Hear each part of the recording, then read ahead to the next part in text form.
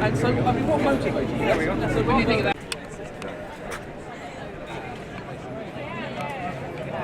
You've got to win lots.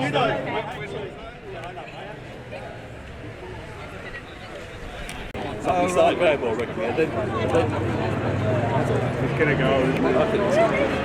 I mean, it's just crazy when you've got.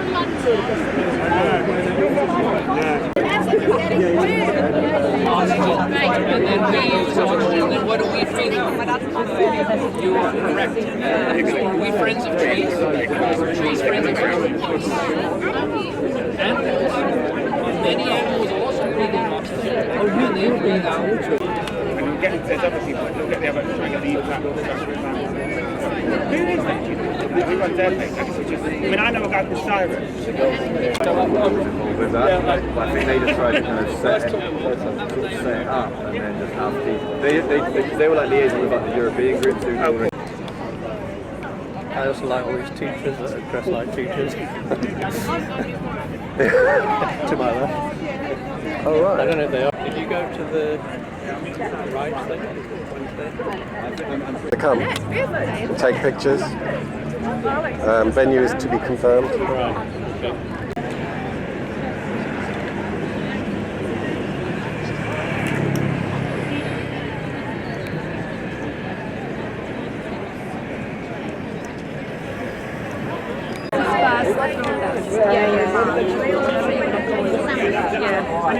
Demand.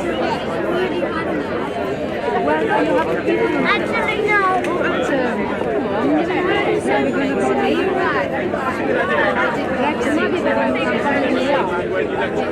Let's try.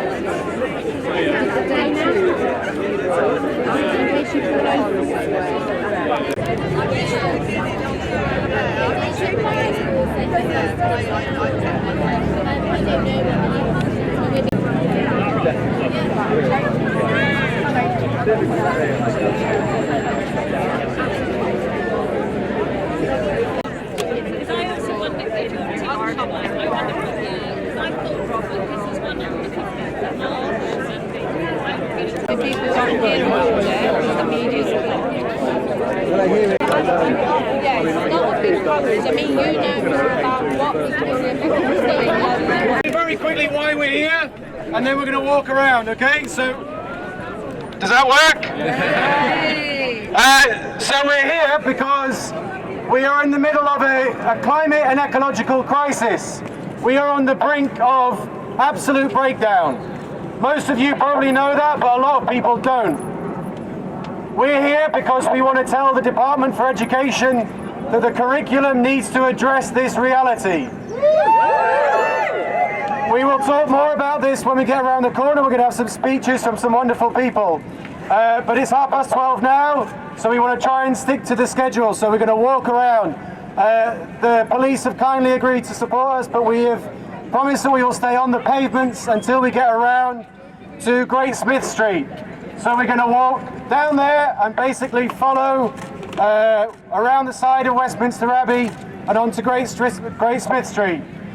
So whenever you're ready, let's go.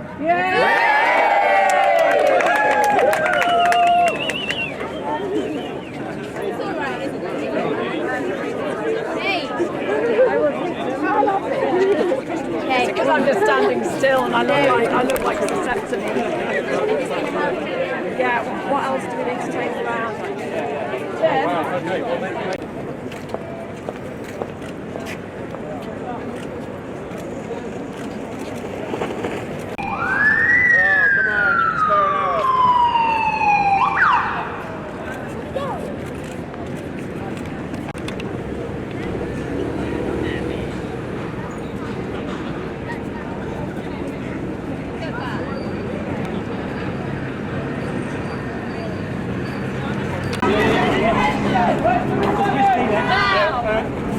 Stop. Can you tell us what you're doing here today? Yeah. To me. Yeah, so we're here because we're in the middle of a climate and ecological emergency. Every week a new report comes out that tells us about what's happening. Sorry, can we just start again? Yeah. Sorry. Go. So we're in a climate and ecological emergency every week. So can we start with, so we're here today?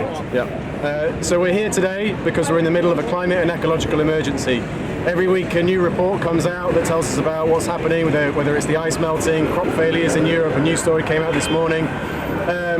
Every child's life is going to be defined by climate change and the effects of it. And the national curriculum currently treats climate change as a marginal, peripheral issue. It mentions it occasionally, but if you didn't learn about climate change outside of school, you would imagine as a school student that climate change is something that might happen in the future, maybe one day. And we're here because we want to tell the Department for Education that that's not right, and it needs to be at the front and the centre of everything that education does, and children need to be taught the truth. Fantastic. I think we're holding. When do we want it? Now! What do we want? Climate education! When do we want it? Now! What do we want? Climate education! When do we want it? Now! Save our planet! Save our planet! Save our planet!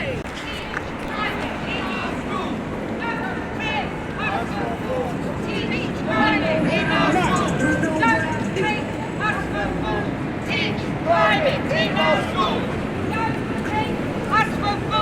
Teach climate in our schools. Don't take us for fools. Teach climate in our schools.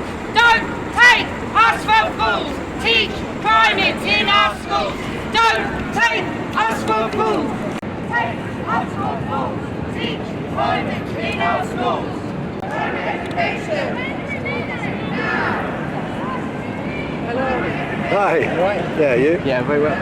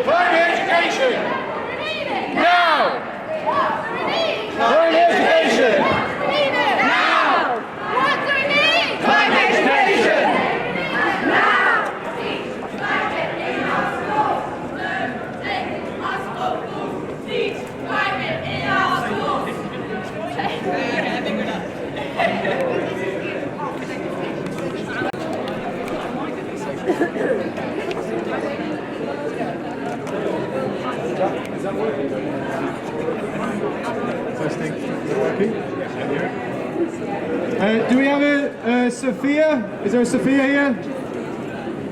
If anybody who was down to speak, could they make themselves known and come over to the front, please? Yeah. The plan is, in a few minutes, when we got ourselves organised, we're going to have some speakers and some announcements. But after that, we're going to have a little lesson on climate change. Bring the placard down. Yeah, that's right.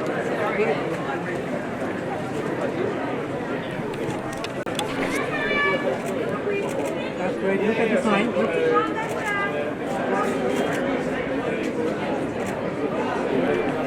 Thank you. Ask to speak to Damien Hines. He's not in the office, apparently. Please take the letters, please, and deliver them to Mr. Hines. That'd be great. Thank you very much.